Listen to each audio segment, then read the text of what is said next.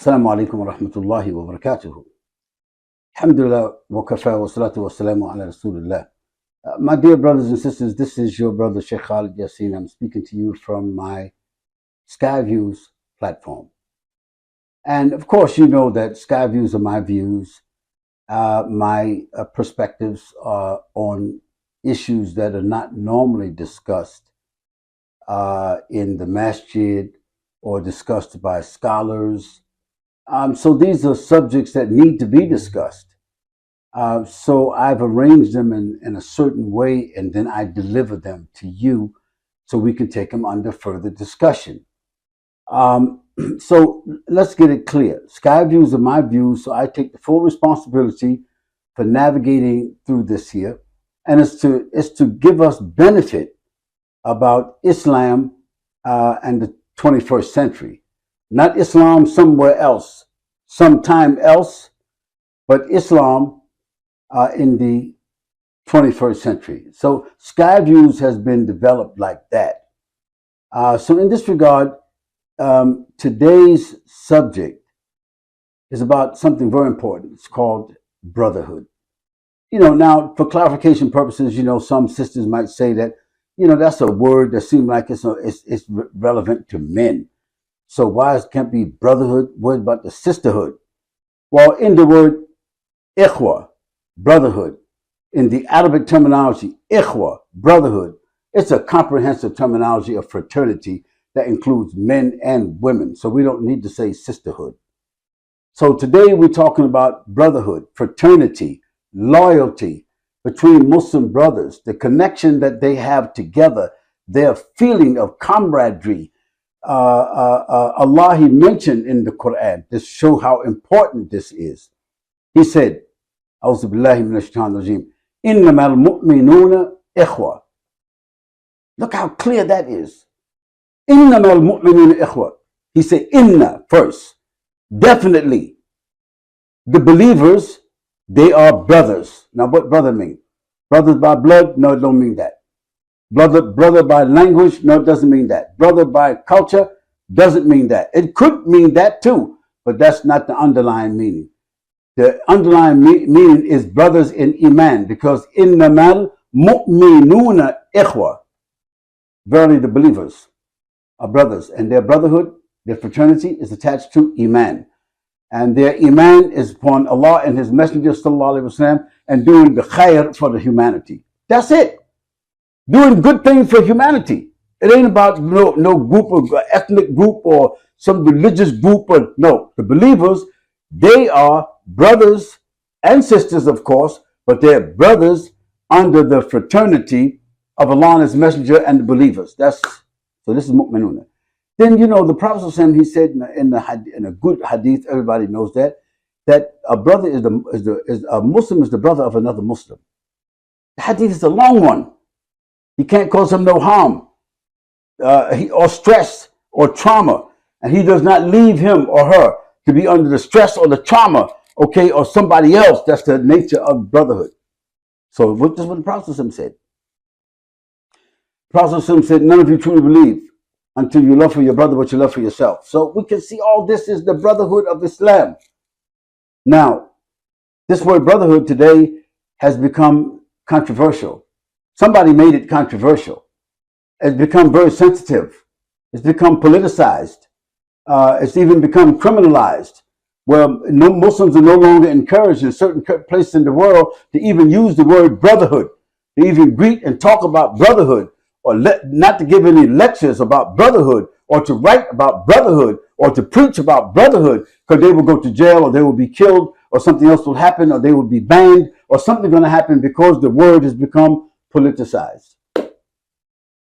The word has been made to be a harmful word, although Islam, the Quran, sent it as a good word. So now we need to know what has happened, how that happened. Now, I'm not going to go to the detail of that in this program, because this is not like a program, like a master class. This is not a program where I'm just going to be talking for whatever, and bringing some evidence and bringing some other things. No. This is a program where I'm making a statement that Allah ordered us to be brothers. He ordered us to establish brotherhood.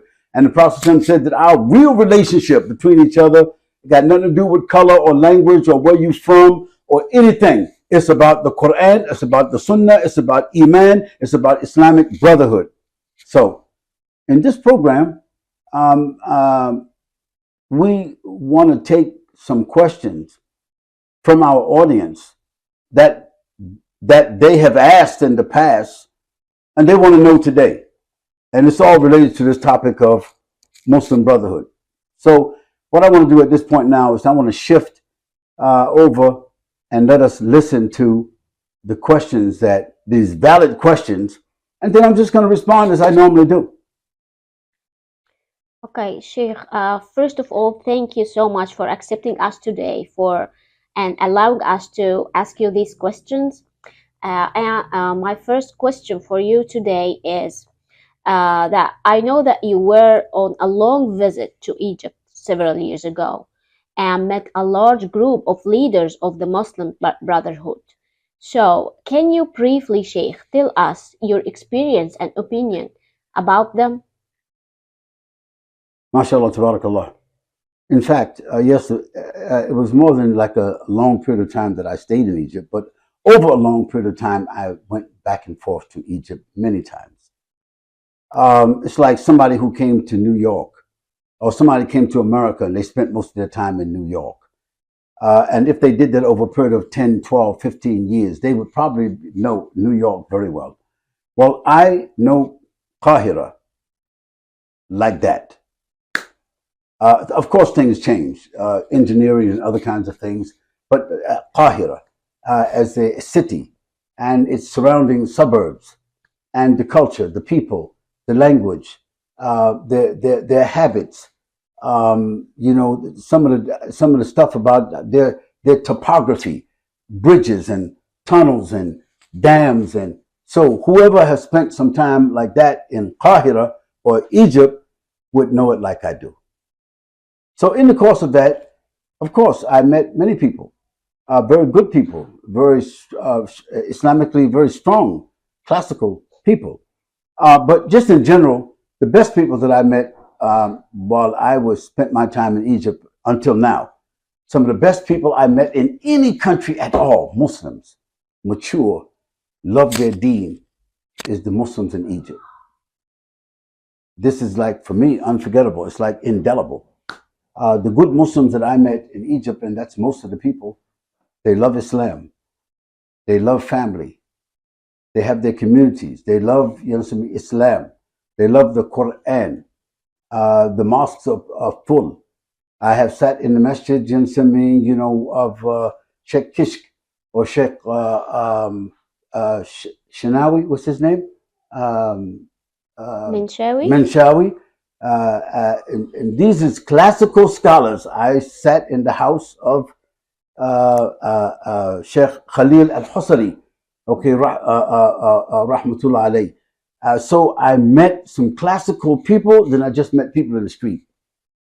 And if there's a country that I can say that I have a synergy with, a country that I really love it, like as a Muslim country, the people of that country, how they love Islam and how the country itself is laid out and beautiful, that's Egypt, that's Qahira, that's the Muslims there.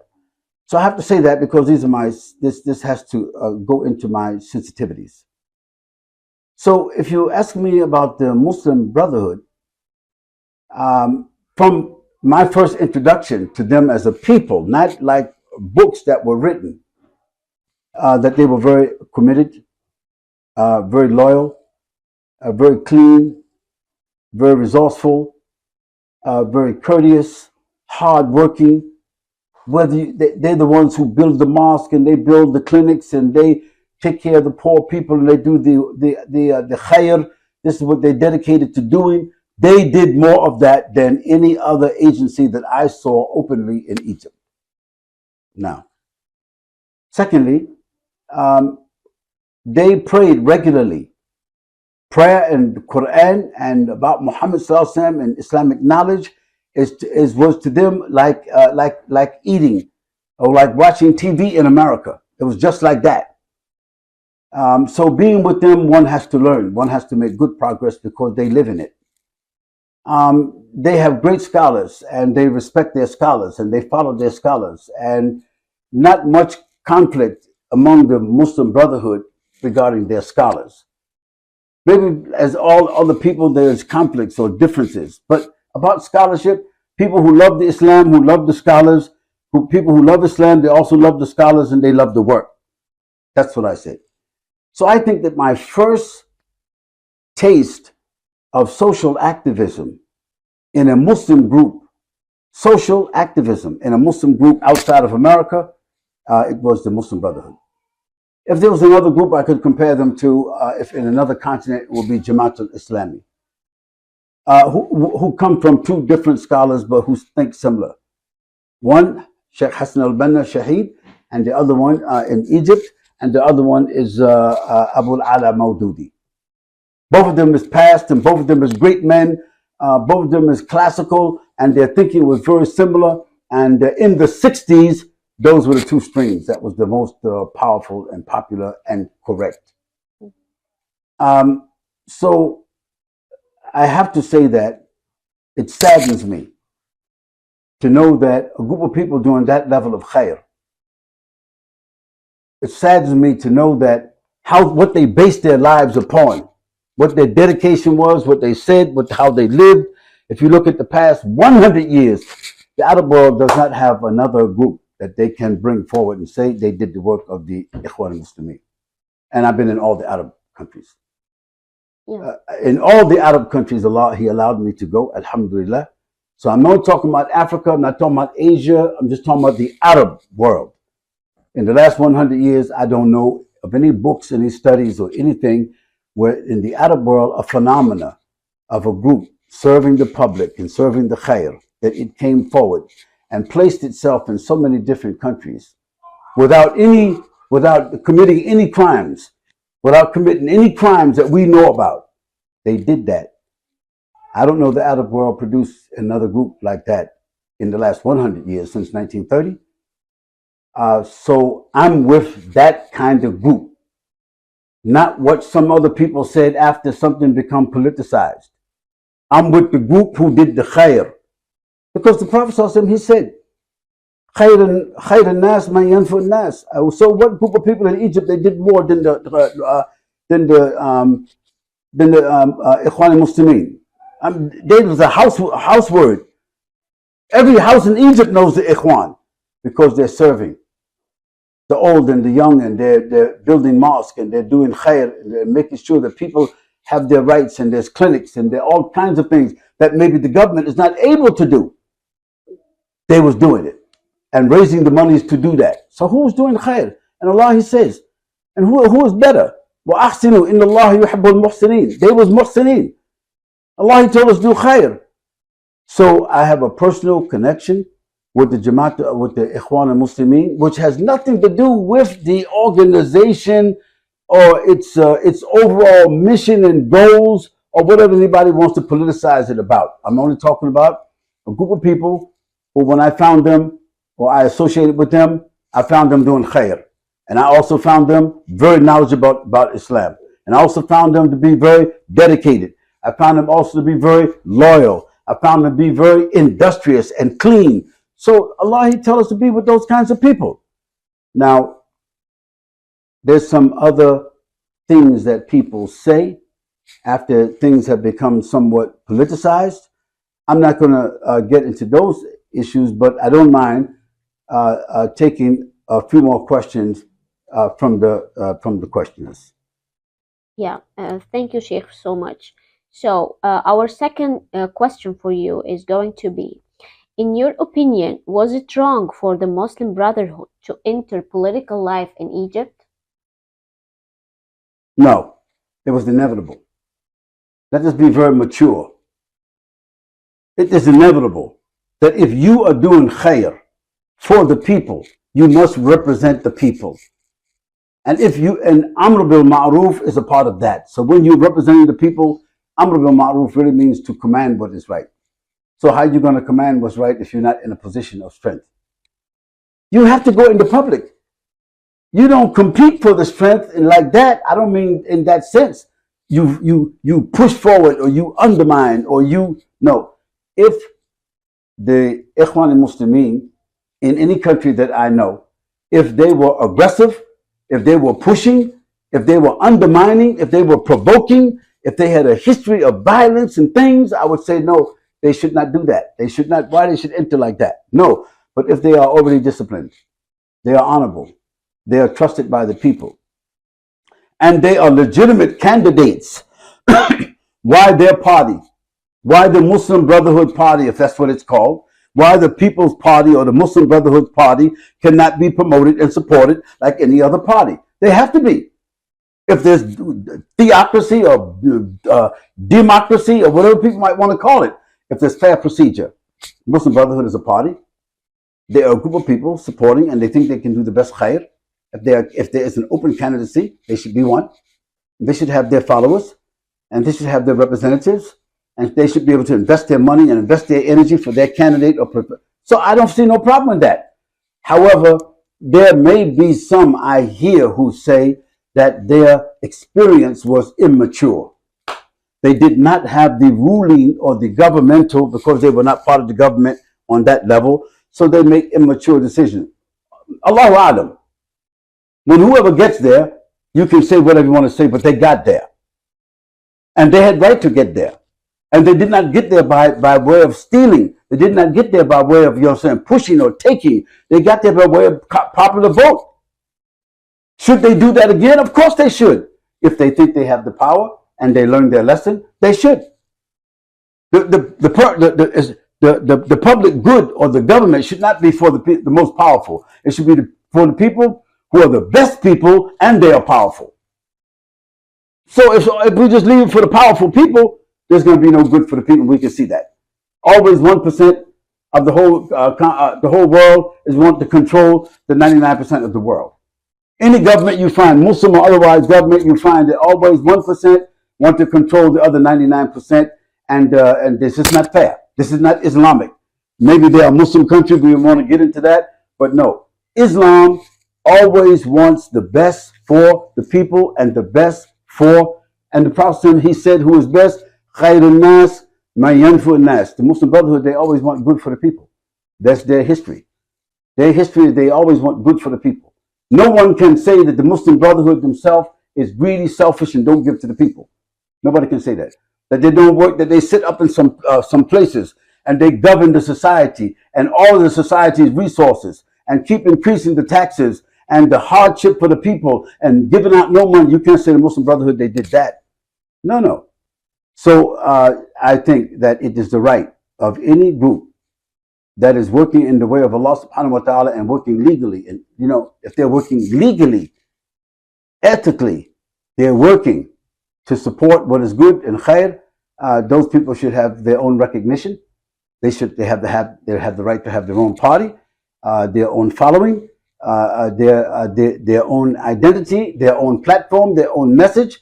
And if the popular people say yes for them, they should have the right to lead just like anybody else. Who can say not? This has nothing to do with me as an American citizen. I'm not joining the movement of any groups anywhere because that's not my lane. My lane is America. When a chance comes about Muslims who have the similar feelings of the Muslim Brotherhood, decency, loyalty, community, leadership, education, power and influence for the people, and dignity and participation and the quwwah, that means having some power in industries and other things like that. If Islam say we're supposed to have that. So if the Muslim Brotherhood, they were standing for that, I stand for what they stand for. If they did something other than that I don't know about, I'm not responsible for that and I ain't standing on that. So of course, I have no right myself to be here in America and be promoting the establishment of some kind of a platform that could have influence in politics or in social order. I have no right to say that I can do that here and that some other people, some other Muslims, they cannot do that there. Sheikh, our third question, it's not a question actually, and it is a two question in one. the Egyptians actually want you, Sheikh, to send a message to the leaders and youth of Muslim Brotherhood who have been in military presence for more than 10 years now in Egypt. So what kind of message can you support those leaders with? First of all, alhamdulillah, inna Allah ma'asabiri. That's the first. Inna Allah ma'asabiri. And sabr for us has deep meanings. For anyone who reflect upon it, sabr has very deep meaning. And part of the Islamic process of knowledge is sabr ala adafi. So we know that we have to have sabr with the fitna and with the hardships. We have to have sabr with the fitna and the hardships and the consequences that come from in the way of seeking the knowledge, pursuing the knowledge, applying the knowledge. We must have sabr ala adha fi. That's a part of the Islamic process. It's a principle in the Islamic struggle. So for me, I don't want to trivialize years or tears or blood or sufferings or losses that have been incurred by people striving in the way of Allah subhanahu wa ta'ala and being imprisoned or being harmed unjustifiably. I don't want to trivialize as if I can just say something to them. No, what I want to say is that their efforts have not been wasted.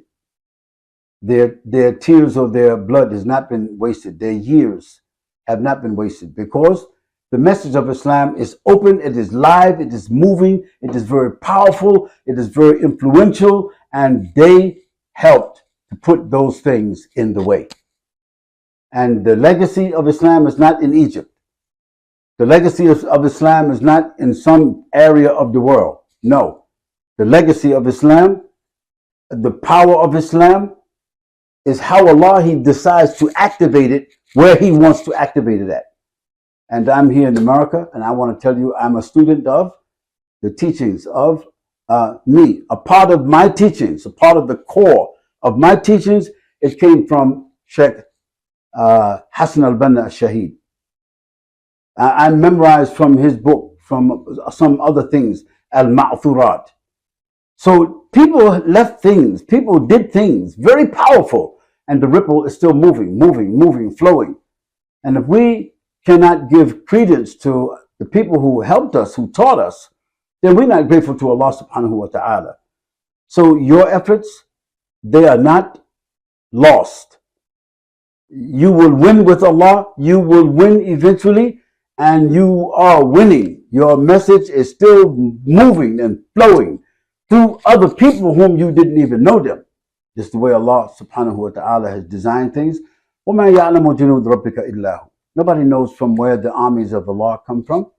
And I ask Allah subhanahu wa ta'ala for those people who have suffered, give them the reward that He has promised them. He will do that. He promised that. And the promise of Allah is true. And for those who are suffering in situations that maybe me, I could not deal with it myself. I don't know. So no, hard for me to talk about that. But since I am in another type of situation where I can speak, wallahi, I'm speaking for them. I'm speaking for their children. I'm speaking for their relatives and others who's in places where they cannot speak. And I'm not saying I'm from the Muslim Brotherhood as a group or as an organization. No, they're upon the haqq and I'm on the haqq. You know, we upon the truth, and the truth is not the truth for then. The truth is consistent all the way to now.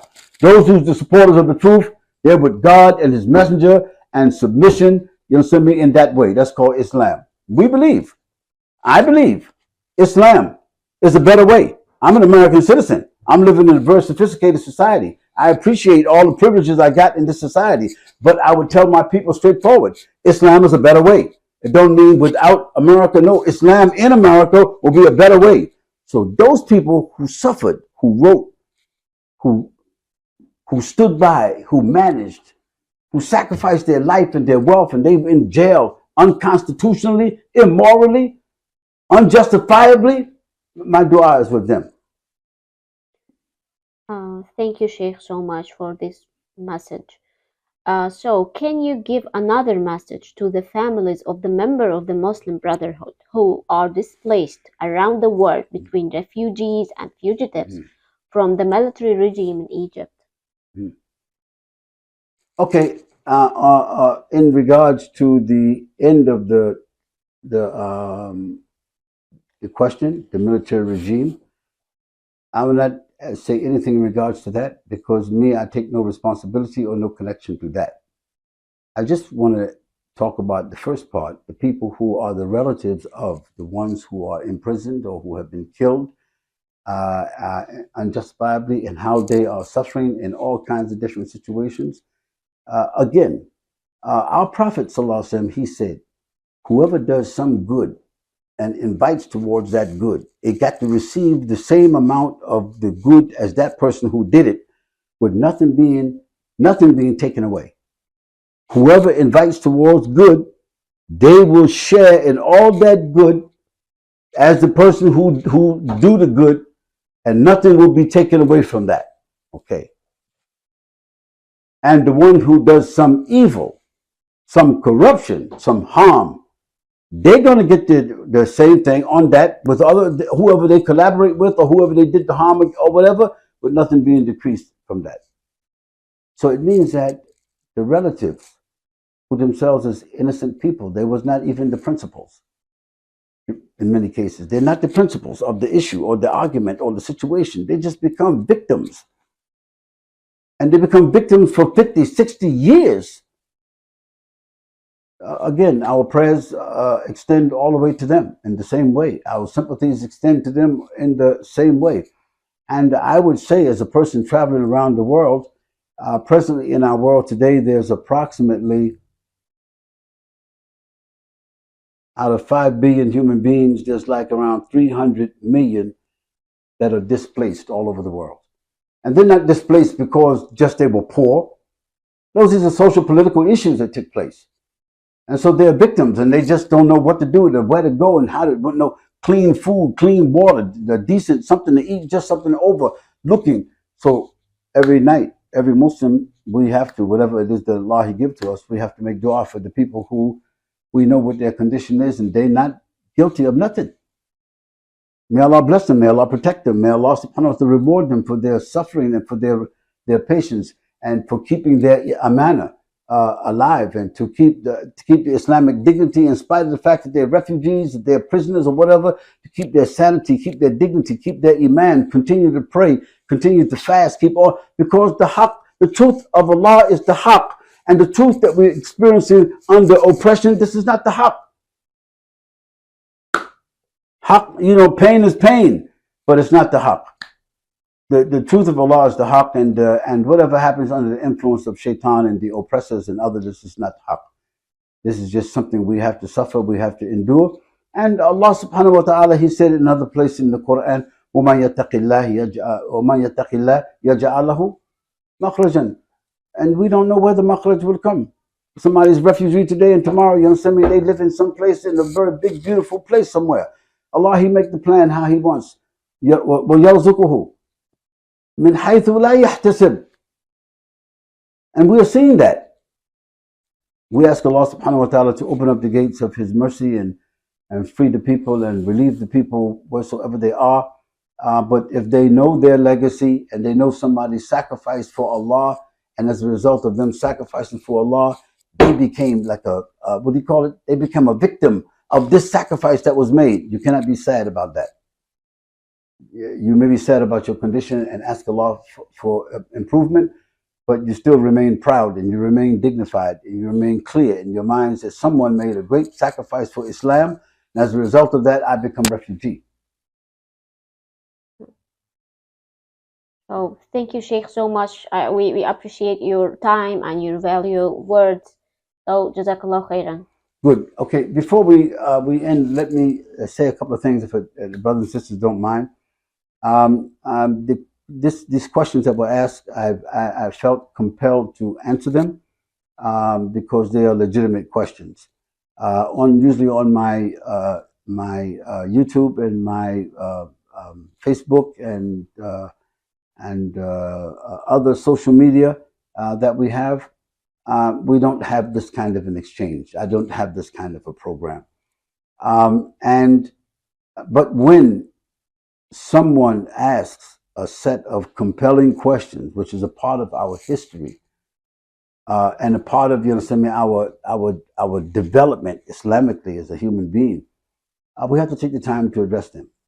So we took the time to do that because to expound upon the connection between what we love and what we understand brotherhood to be today.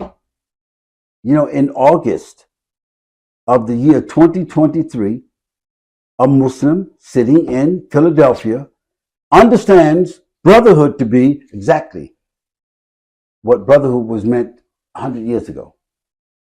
Because there's no difference. Brotherhood is brotherhood. Islamic brotherhood is brotherhood. Our trials may become a little bit different here and there. But guess what? The brotherhood of Islam stays alive by clarity. Secondly, Islam stays alive. Nobody is able to kill the spirit of Islam. Allah, He mentioned that in the Quran. I want to just end with this here. That there's some people who are well endowed and they oppose Islam. Maybe they have done so traditionally and historically. They have opposed Islam. And because of the control they have over resources and instruments, they want to put out the light of Islam. They want to extinguish Islam. They want to make it so that Islam is not dignified. It cannot take its place. It can't affect the people as it has historically. And they're working for that. Allah mentioned there are those who want to extinguish the light of Allah by blowing with their mouths. Blowing means their propaganda, their words, their media. Blowing, just talking, their philosophy, their kalam. Some people is having a kalam to try to extinguish Islam. But Allah, He not going to have it that His light be extinguished. No, His light, the truth, is going to continue. Walau kariha kafirun. In spite of the people who are, in spite of the people who are disbelievers, in spite of the people who are worshiping idols, and in spite of the people who are themselves are hypocrites. Allah's nur, Allah's word is going to continue. And I ask Allah subhanahu wa ta'ala to bless those people who sacrificed in His cause and who are still being sacrificed in His cause and who themselves are victims, you understand, because of that connection. May Allah He bless them and may Allah cause them to be a source of inspiration for us and not allow us to break apart our fraternity based upon social, political phenomena and instruments that's created by other people. And finally, brothers and sisters, there may be some research I can share with you in a Word document or a PowerPoint or a PDF or a link or something like that in my research. I have a lot of research in regards to this subject that we just talked about. I've got a lot to say. You even may have some more questions. The place for you to do that is on Patreon, because my social media team created a platform called Patreon. And Patreon can do what YouTube cannot do, Facebook cannot do, and Instagram cannot do, and TikTok definitely cannot do. Let's connect us together where we can share. You can support what I do, and I can provide you with my gratitude in very tangible ways. Go to Skyview's Patreon and join us. Thank you very much. May Allah bless all of you. Subhanakallahumma wa bihamdik. Wa nashhadu an la ilaha illa ant. Wa nastaghfiruka wa natubu ilayk. Wassalamu alaikum wa rahmatullahi wa barakatuh. This is an absolutely great opportunity. You should go to Patreon.